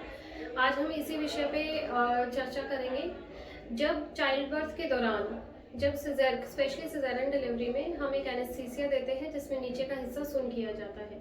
ये एनेस्थीसिया एक निडल के थ्रू दिया जाता है जिसे स्पाइनल निडल कहते हैं, जो कि काफ़ी बारीक निडल होती है और आमतौर पे कहा जाता है कि ये रीढ़ की हड्डी में दिया जाता है। लेकिन एक चीज़ मैं क्लैरिफाई करना चाहूँगी, ऐसा हड्डी को छेद के आगे नहीं बढ़ा जाता है। जो दो हड्डियों के बीच में स्पेस होता है वहीं से ये नीडल एंटर करती है और अंदर एक फ्री स्पेस होता है जहाँ पे जाके एक ड्रग इंजेक्ट करी जाती है और उसके इफेक्ट में आपका नीचे का हिस्सा सुन्न हो जाता है ताकि आपको सिजेरियन का कुछ भी दर्द महसूस नहीं हो। स्पाइनल एनेस्थीसिया काफ़ी सेफ रहता है अगर आप मेडिकली रूप से फिट हैं। जीए के कुछ साइड इफेक्ट्स हो सकते हैं, बट डिलीवरी के लिए स्पाइनल सबसे सेफ एनेस्थीसिया माना जाता है मदर और बच्चे के लिए। इसका असर कुछ घंटों में चला जाता है, आपके पैरों की मूवमेंट वापस आ जाती है। लेकिन कुछ लोग बाद में ऐसा कहते हैं कि जहाँ पे हमें इंजेक्शन लगा था वहाँ पे हमें दर्द रहता है और ये दर्द काफ़ी क्रॉनिक हो गया है। लेकिन ये दर्द उस स्पाइनल निडल की वजह से नहीं होता है। जैसा कि आप देख पा रहे हैं, ये निडल काफ़ी पतला होता है। जब बच्चा माँ के पेट में होता है तो रीढ़ की हड्डी को काफ़ी प्रेशर लेना पड़ता है, उसका पोजीशन भी चेंज होता है, आसपास की मसल में भी तनाव आता है, जिसकी वजह से बैकएक की प्रॉब्लम स्टार्ट होती है। पोस्ट एंटीपार्टम यानी प्रेगनेंसी के टाइम, डिलीवरी के टाइम और डिलीवरी के बाद ये दर्द घट सकता है, बढ़ सकता है। लेकिन इसके लिए ज़रूरत रहती है कि आप एक्सरसाइज करें, अपनी मसल टोन को वापस लेके आएँ, अपनी बॉडी को वापस शेप में लेके आएँ। अगर आप वेट बढ़ा लेंगी तो ये दर्द यकीनन आपका बढ़ता जाएगा। मेरे 2 सिज़ेरियन हुए हैं और मुझे इस तरह का कोई पेन बाद में नहीं रहा है। ऐसा मैं इसलिए कह सकती हूँ क्योंकि हमारे पास नॉर्मल डिलीवरी के पेशेंट जो आते हैं वो भी ऐसे ही पेन की कंप्लेन करते हैं जिनको कि स्पाइनल एनेस्थीसिया लगा ही नहीं है। लेकिन जिन लोगों का सिज़ेरियन होता है वो इस पेन को स्पाइनल से कोरिलेट कर लेते हैं। तो आपको डिलीवरी के बाद एक्सरसाइज की ज़रूरत रहती है। आपको सीधे बैठना है, रीढ़ की हड्डी को सीधा रखना है और आपको मसल टोन जो कि रीढ़ की हड्डी को पोजीशन में रखती हैं, उन मसल्स की स्ट्रेंथनिंग के लिए एक्सरसाइज करनी है। आपको कैल्शियम खाना है, आपको विटामिन डी लेना है। कैल्शियम की भी काफ़ी डेफिशिएंसी हो जाती है प्रेगनेंसी और डिलीवरी के बाद। बच्चा जो बनता है वो सारा न्यूट्रिशन लेता है माँ से।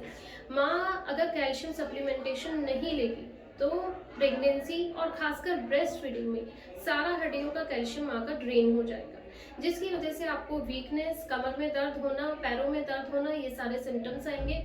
तो लोग प्रेगनेंसी में तो फिर भी कैल्शियम खा लेते हैं लेकिन ब्रेस्ट फीडिंग में नहीं खाते, जबकि सच ये है कि ब्रेस्ट फीडिंग में कैल्शियम की ज़रूरत ज़्यादा रहती है। तो आपको अपनी तरफ से बैक मसल स्ट्रेंथनिंग के लिए एक्सरसाइज करनी है, आपको अच्छा न्यूट्रिशन लेना है, वेट ज़्यादा नहीं पुट ऑन करना है बल्कि जो आपने पुट ऑन किया है उसको भी शेड करना है और आपको रूटीन में योगा, जिम, कुछ ना कुछ एक्सरसाइज ज्वाइन करके रखनी है।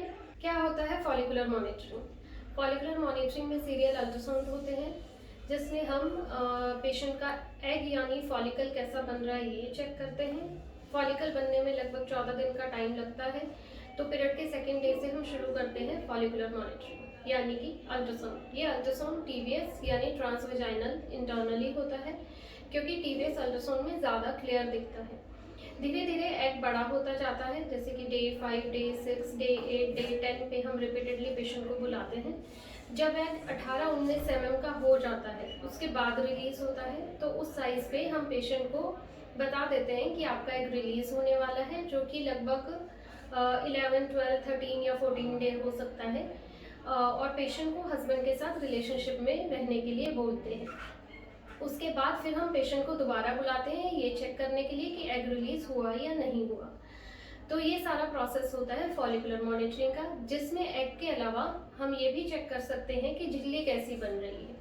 जैसे जैसे एग बड़ा होता है यूट्रस की लाइनिंग भी बढ़ती जाती है, क्योंकि अगर फर्टिलाइजेशन होता है, एम्ब्रियो यानी भ्रूण बनता है, तो उसके चिपकने के लिए यूट्रस यानी बच्चेदानी के अंदर झिल्ली भी होनी चाहिए। तो झिल्ली और एग दोनों हम अल्ट्रासाउंड से देख सकते हैं, आपको बता सकते हैं कि आपका एग कैसा बनता है, कब रिलीज होता है और कब आपको हस्बैंड के साथ फिजिकल रिलेशनशिप में रहना चाहिए। इससे आपके प्रेग्नेंट होने के चांस मैक्सिमाइज हो जाते हैं, क्योंकि हो सकता है आप वो वाला पीरियड मिस कर रहे हो जो फर्टिलिटी विंडो होता है। PCOS पेशेंट में ये प्रोसीजर काफ़ी हेल्पफुल रहता है, क्योंकि पॉलीसिस्टिक ओवरीज में यूजुअली एग अपने आप नहीं बनता है। तो एग बनाने के लिए हम कुछ मेडिसिन दे सकते हैं, मेडिसिन को टाइट्रेट कर सकते हैं, यानी कम ज़्यादा कर सकते हैं, एग कैसा बन रहा है कैसा नहीं बन रहा है उसके अकॉर्डिंगली। और जब एग रिलीज होने वाला हो तब हम आपको बता सकते हैं कि अब एग रिलीज होने वाला है, आप हस्बैंड के साथ कॉन्टैक्ट में रह सकते हैं। फिर उसके जब एग रिलीज हो जाता है उसके 15 दिन बाद हम पेशेंट को बुलाते हैं प्रेगनेंसी टेस्ट चेक करने के लिए। एक साइकिल में प्रेगनेंसी होने का चांस 25% होता है, क्योंकि कोई भी फर्टाइल कपल हर महीने प्रेग्नेंट नहीं होता है। अगर एग सही बनता है, एंडोमेट्रियम सही बनता है, हस्बैंड का स्पर्म भी ठीक है और टाइम पे कांटेक्ट भी होता है, तो भी ये चांस 25-30% से ज़्यादा नहीं होता है। तो फॉलिकुलर मॉनिटरिंग का प्रोसेस आपको बार बार कराना रहता है जब तक कि आपको प्रेगनेंसी नहीं हो जाए। यूजुअली 3 साइकिल में हम मान के चलते हैं कि हमें रिजल्ट मिलना चाहिए। अगर 3 साइकिल फॉलिकुलर मॉनिटरिंग के हो गए हैं और हमें रिजल्ट नहीं मिला है, तो फिर हम ट्यूब्स वगैरह चेक करते हैं कि ये प्रेगनेंसी नहीं होने का कोई और रीज़न तो नहीं है, क्योंकि अल्ट्रासाउंड में हम ट्यूब्स को नहीं देख सकते। ट्यूब्स देखने के लिए एक सेपरेट प्रोसीजर होता है, जिसको कि आप देख सकते हैं मेरे दूसरे वीडियो में, मेरा यूट्यूब पे चैनल सब्सक्राइब करके। प्रेगनेंसी का मैक्सिमम चांस रहता है अगर आपका कॉन्टैक्ट बनता है ओव्यूलेशन यानी एग रिलीज के दिनों में। हर महिला में महीने में एक एग बनता है, जो कि पीरियड के फर्स्ट डे से बनना शुरू होता है। पीरियड के फर्स्ट डे को हम डे 1 काउंट करते हैं। 10-12 दिन लगते हैं इस एग को मैच्योर होने में। उसके बाद ये एग रिलीज होता है पीरियड के 13 या 14 डे पे। इस टाइम के आसपास कॉन्टैक्ट अगर बना हो तो पेशेंट को 14 दिन बाद प्रेगनेंसी पॉजिटिव आ सकती है, और अगर प्रेगनेंसी नहीं आती है तो 14 दिनों के बाद पीरियड आ जाता है और फिर से वही एग बनने का प्रोसेस शुरू हो जाता है। तो अगर आपका 28 दिन में पीरियड आता है तो आपके डे 11, 12, 13 और 14 मैक्सिमम फर्टाइल डेज होते हैं, लेकिन 1-2 दिन आगे पीछे पीरियड होना नॉर्मल है। इसीलिए हम डे 11 टू डे 19 का टाइम फर्टाइल डेज में इंक्लूड करते हैं, अगर आपका पीरियड 28, 30 या 27, 26 दिनों में भी आता है तो। अब आपको इन दिनों का ये तो रफ आइडिया हो गया। इसके अलावा आप किन किन चीज़ों से इसका पता लगा सकते हैं। आप अपने मोबाइल में एक ऐप डाउनलोड कर सकते हैं, फर्टाइल पीरियड कैलकुलेटर ऐप। इसमें अगर आप अपना लास्ट मेंस्ट्रुअल पीरियड डालेंगे तो ये आपका फर्टाइल पीरियड शो करेगा आपके पिछले 3 महीनों के ड्यूरेशन के हिसाब से। और इसके अलावा पेशेंट को कुछ सिम्टम्स फील हो सकते हैं, जैसे कि वेजाइनल डिस्चार्ज बढ़ जाता है और ज़्यादा थिन हो जाता है, आपका लिबिडो इंक्रीज हो सकता है, और इसके अलावा आपको पेल्विक एरिया में पेन महसूस हो सकता है राइट या लेफ्ट साइड में। इसके अलावा मार्केट में LH सर्च किट्स भी अवेलेबल हैं जो ओव्यूलेशन का टाइम प्रिडिक्ट करती है, और फॉलिकुलर मॉनिटरिंग के थ्रू हम आपको एग्जैक्टली अल्ट्रासाउंड में देख के बता सकते हैं कि आपका एग कब रिलीज होने वाला है और आप कब हस्बैंड से कॉन्टैक्ट बना सकती हैं। तो ये तो हो गया हमारा ओव्यूलेशन का साइकिल। एक मेंस्ट्रुअल साइकिल में एक एग रिलीज होता है और उस टाइम के आसपास कॉन्टैक्ट बनाने से आपके प्रेग्नेंट होने के चांसेस बढ़ जाते हैं, लेकिन ये चांस 25-30% ही होता है, क्योंकि कोई भी फर्टाइल पीरियड हर महीने प्रेग्नेंट नहीं होता है। ये चांस कॉन्टैक्ट बनने के बाद आप ये ना समझें कि 100% प्रेगनेंसी आएगी ही आएगी। वो नेचर के ऊपर है कि आपका प्रेगनेंसी टेस्ट पॉजिटिव आता है या नहीं आता है। हर महिला के पीरियड्स रेगुलर नहीं होते हैं। अगर आपके साइकिल इरेगुलर है तो ये शो करता है कि आपका जो एग है वो टाइम से रिलीज नहीं हो रहा है। अगर आपके पीरियड रेगुलर है पर डिलेड है, इट शोज कि आपका एग डिलेड देर से रिलीज होता है। PCOS में ये देखा गया है कि एग जनरली लेट रिलीज होता है या रिलीज रिलीज नहीं होता है, इसलिए पीरियड्स इरेगुलर रहते हैं, इसलिए ऐसे पेशेंट को कंसीव होने में थोड़ा बहुत प्रॉब्लम होता है। लेकिन अच्छी चीज़ ये है कि एग को रिलीज करने के लिए, एग को बढ़ाने के लिए मेडिसिन भी आती हैं और इंजेक्शंस भी आते हैं, जिसके थ्रू कि पेशेंट को प्रेग्नेंट कराया जा सकता है। हाँ जी, good afternoon everyone. I am doctor Naman Kalra. I am neonatologist at Mata Rupmani Moga hospital. और आज हम एक केस के बारे में बात करना चाह रहे हैं। We are here for a case discussion, baby of Diksha. बच्चा हमारे पास हुआ था जी, फुल टर्म बच्चा था, 9 महीने पे बच्चा, फर्स्ट क्लास बच्चा। घर वाले मिठाई बांट रहे हैं, बच्चा घर में आने वाला है, 6 घंटे के अंदर रूम में शिफ्ट हो जाएगा, ऐसा कमिटमेंट हमने किया था। बट सडनली वी रियलाइज्ड कि बच्चा पहली फीड के बाद ही उसका पेट फूलना स्टार्ट हो गया है। और मजे की बात यह है जी, पॉटी बच्चा पेट में कर चुका था। और for that reason we thought कि कोई और समस्या होगी, थोड़ा सा वेट कर लेते हैं। We waited for 1 day, then we started feeds. उसके बाद भी वही समस्या वापस आ गई। Then we consulted paediatric surgeon है हमारे, डॉक्टर आनंद सिंह कुशवाहा, बड़े ज़बरदस्त सर्जन है। तो उनसे बात हुई तो ही टोल्ड अस कि इस बच्चे का जो है, एक बार आप एक्सरे करा के देखते हैं, और मैं आ रहा हूँ। तो डॉक्टर साहब आए और on first spot he notice कि ये बच्चे का इंटेस्टाइनल ऑब्स्ट्रक्शन है। तो व्हेन वी डिड अल्ट्रासाउंड और एक एक्सरे कराया गया, ये पाया गया उस बच्चे की आंतें बनी नहीं है। जो स्मॉल इंटेस्टाइन के पार्ट होते हैं, तो उसमें एक इलियम पार्ट होता है जो बच्चे का बनावटी ही नहीं थी। आधा ट्रैक ऊपर पड़ा था, आधा नीचे था, और बीच में कोई कनेक्शन था ही नहीं। तो डॉक्टर आनंद, ये एक सर्जिकल इमरजेंसी होती है कि रिस्क ये होता है, जो बच्चे हुए आते हैं उसमें भी खतरा होता है उनके फटने का, बर्स्ट होने का।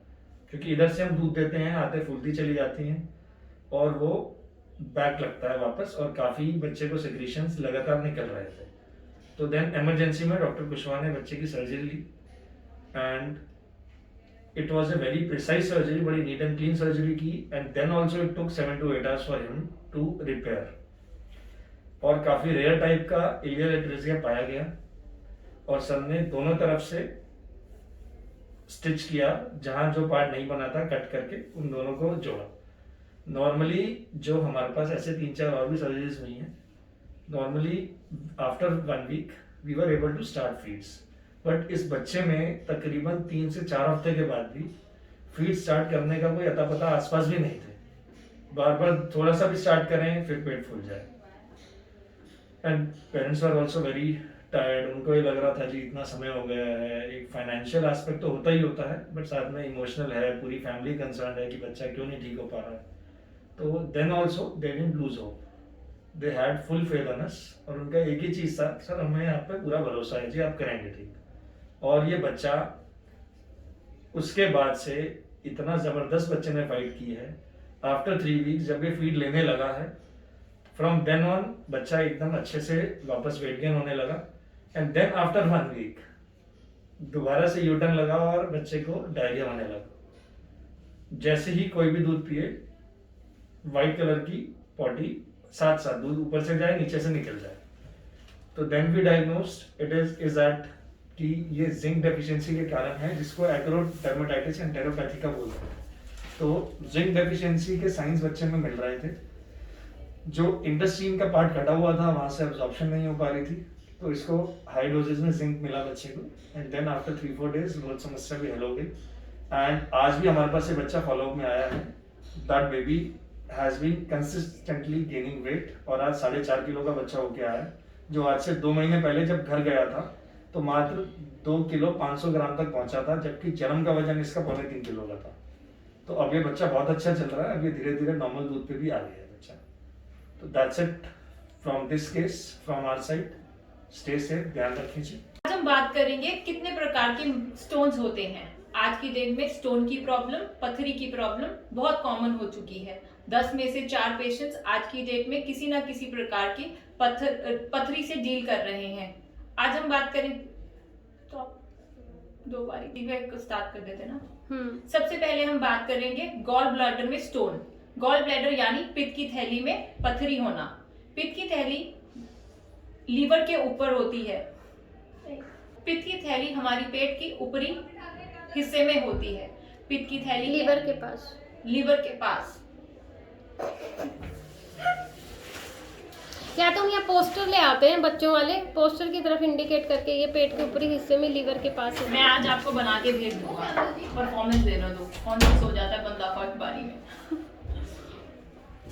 अरे तुम बोलती रहो, बोल बोल के ही तुम्हें बोलना आ जाएगा। हाँ, आज हम बात करेंगे गॉल ब्लैडर में स्टोन के बारे में। गॉल ब्लैडर क्या होता है, कहाँ पे होता है? गॉल ब्लैडर एक पित्त की थैली होती है जो पेट के ऊपरी हिस्से में पाई जाती है। गॉल ब्लैडर में स्टोन कैल्शियम कैल्सिफिकेशन या अदर विटामिन्स एंड सॉल्ट के कैल्सिफिकेशन की वजह से हो जाते हैं। गॉल ब्लैडर में पथरी होने से अचानक से पेट में दर्द होता है और कभी कभी लोगों को पता भी नहीं चलता कि आपको गॉल ब्लैडर में स्टोन है। अक्सर ये अल्ट्रासाउंड में स्कैन किया जाता है। जब किसी पेशेंट को बहुत ज्यादा पेट में दर्द होता है तो डॉक्टर्स एडवाइस करते हैं स्कैन करने के लिए। गॉल ब्लैडर का स्टोन बिना ऑपरेशन के नहीं निकाला जा सकता। गॉल ब्लैडर का स्टोन बिना ऑपरेशन के नहीं निकाला जा सकता। गॉल ब्लैडर के स्टोन के लिए कोली की जाती है। इसमें क्या होता है, 3 छोटे छोटे छेद किए जाते हैं और दूरबीन के द्वारा गॉल ब्लैडर को सक्शन के थ्रू बाहर निकाल दिया जाता है। अगर हम इस गॉल ब्लैडर को नहीं निकालें तो इससे बहुत सारी कॉम्प्लिकेशंस हो सकती है, जैसे पेट में एसिडिटी की दिक्कत हो सकती है, सूजन हो सकती है और कैंसर भी हो सकता है।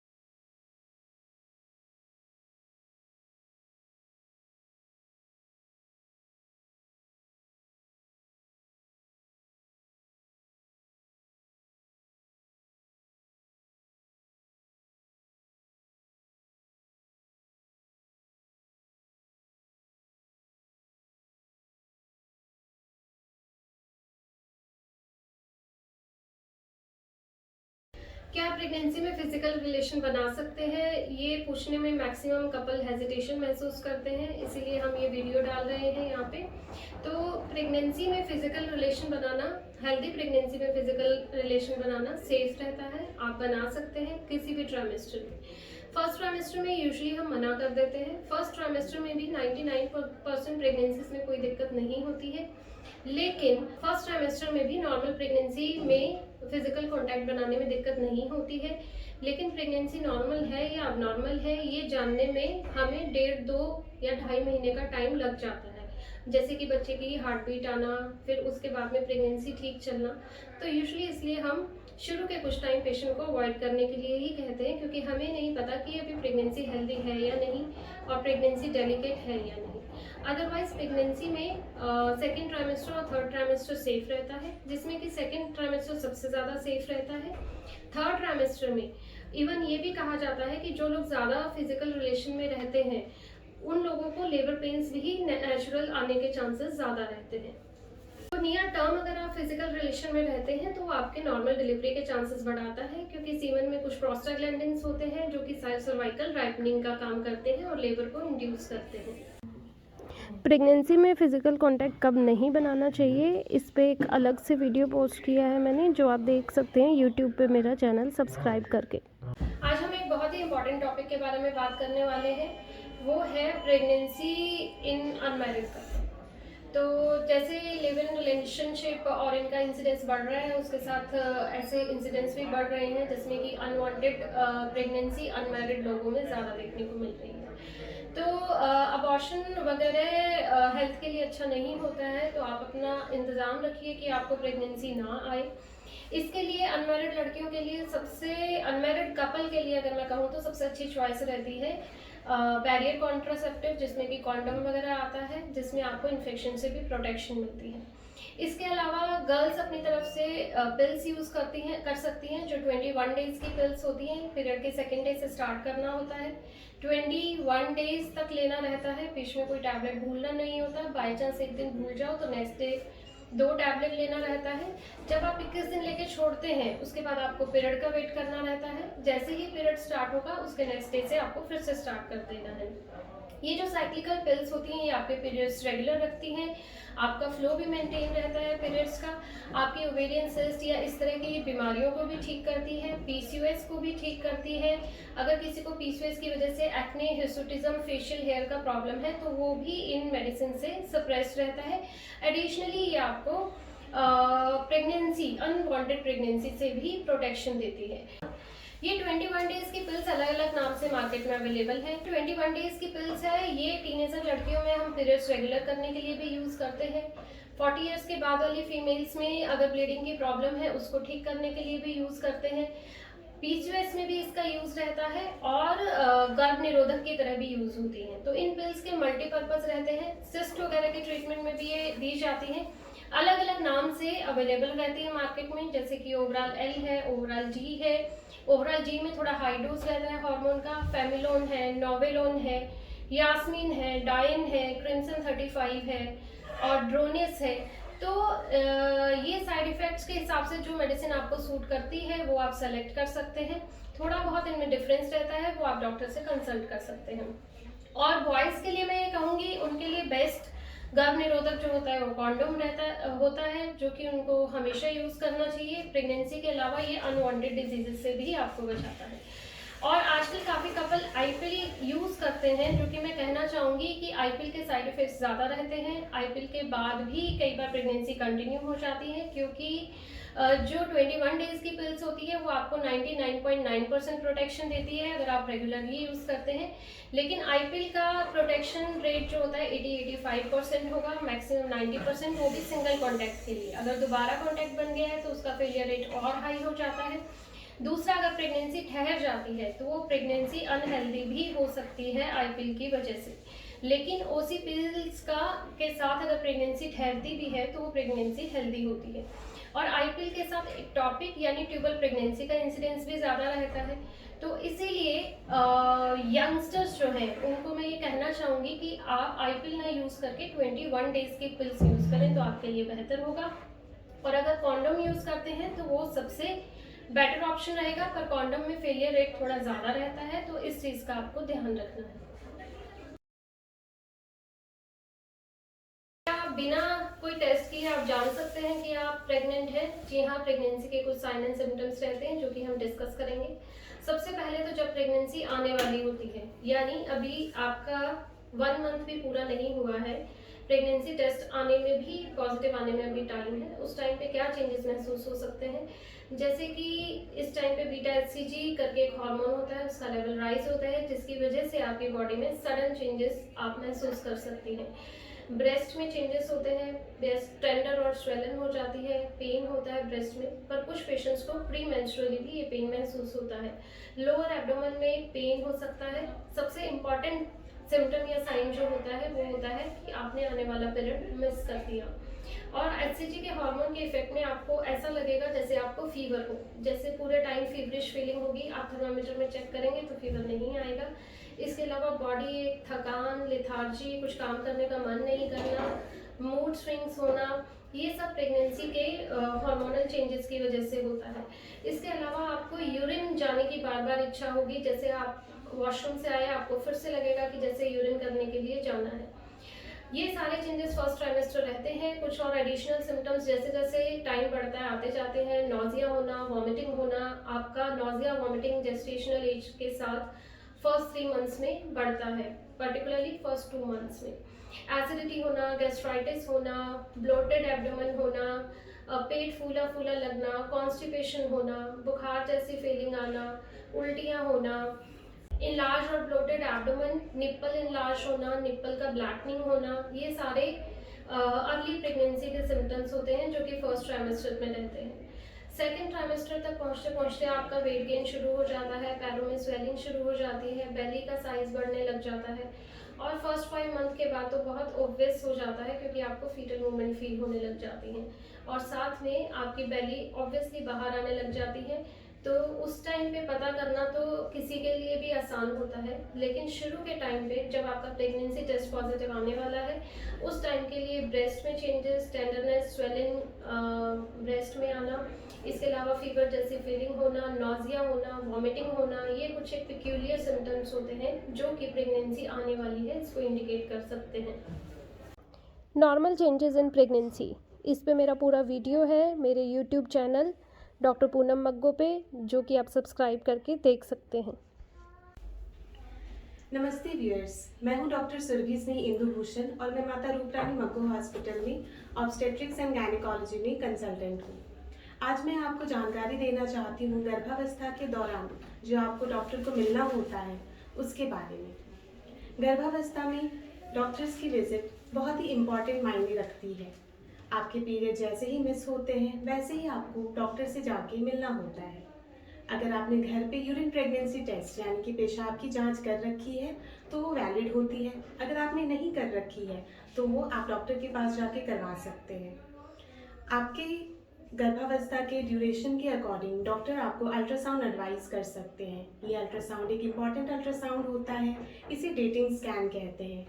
इससे बच्चे की जो डिलीवरी का टाइम होता है और जो आपके लास्ट पीरियड का डेट के हिसाब से जो डिलीवरी का टाइम होता है उन दोनों को कोऑर्डिनेट किया जाता है और आपकी जो लास्ट डेट ऑफ डिलीवरी मतलब EDD वो डिसाइड करके आपको बताई जाती है।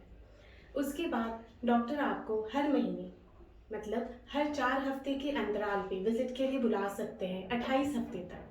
28 हफ्ते से 34 हफ्ते तक हर 2 हफ्ते के अंतराल पे और 34 हफ्ते के बाद हर हफ्ते के अंतराल पे बुला सकते हैं जब तक आपकी डिलीवरी हो जाती है। लेकिन ये विजिट्स इनका टाइम फिक्स नहीं होता। डॉक्टर आपकी कंडीशन देखते हुए या आपके कोई हाई रिस्क फैक्टर्स हैं उसके हिसाब से डिसाइड कर सकते हैं कि क्या आपको इस फिक्स ड्यूरेशन का जो अंतरालों की जो अवधि है उस दौरान ही बुलाएं या उससे पहले भी बुला सकते हैं। 11 से 13 हफ्ते के दौरान NT-NB अल्ट्रासाउंड का टाइम होता है, ड्यूअल मार्कर टेस्ट का अल्ट्रासाउंड होता है।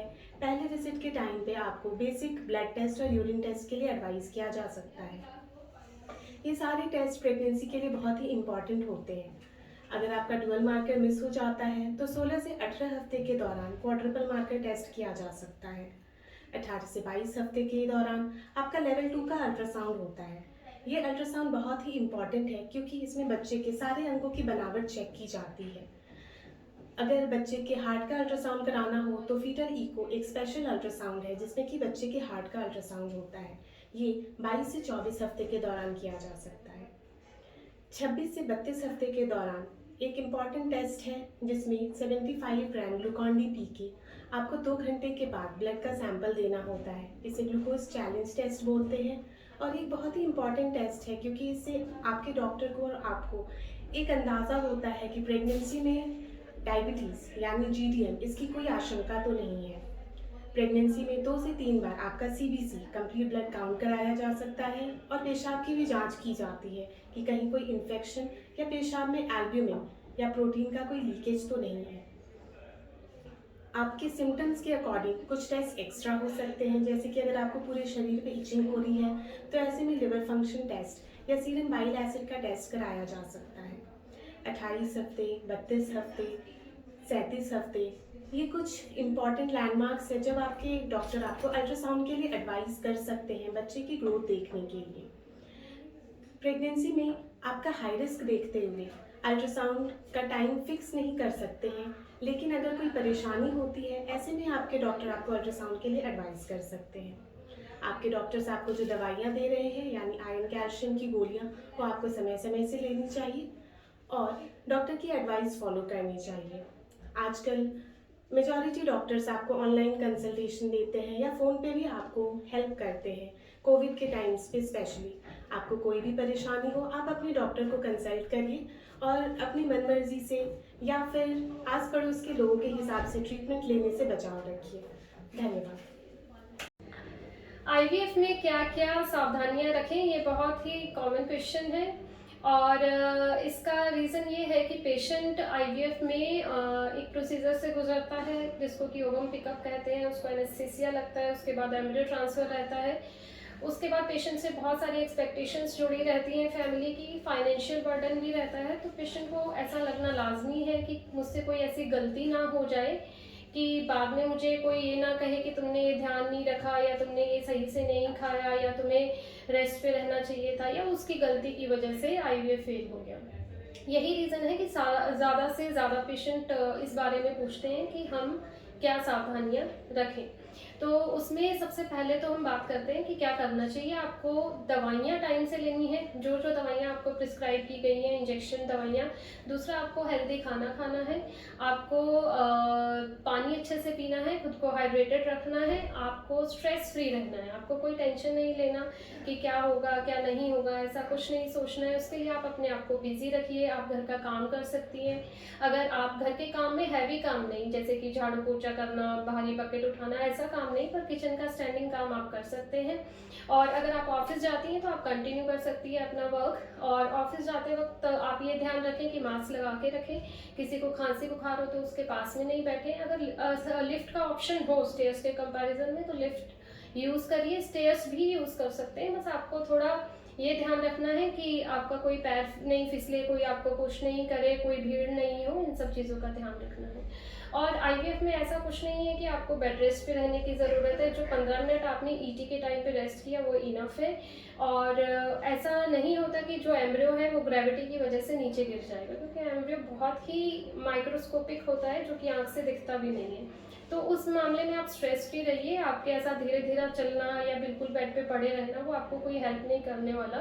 लेकिन अगर आप बैठे बैठे सोचते रहते हैं या लेटे लेटे सोचते रहते हैं कि क्या होगा क्या नहीं होगा, लोग मुझे कुछ कहेंगे तो नहीं, उसका नेगेटिव इम्पैक्ट हो सकता है।